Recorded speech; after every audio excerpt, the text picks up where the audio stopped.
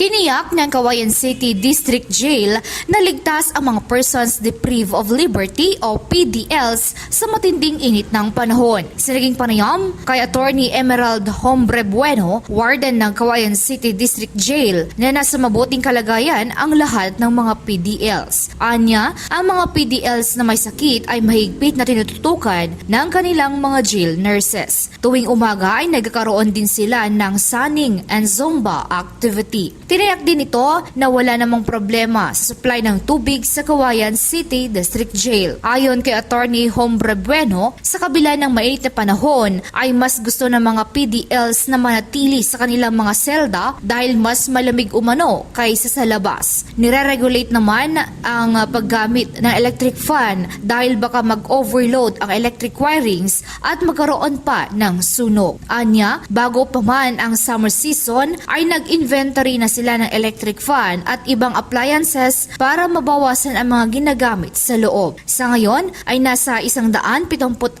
ang lahat ng mga persons deprived of liberty sa naturang piitan. Mula dito sa Ilagan, Isabela Jardel Inere para sa Radyo Alternatibo Balita Nationwide.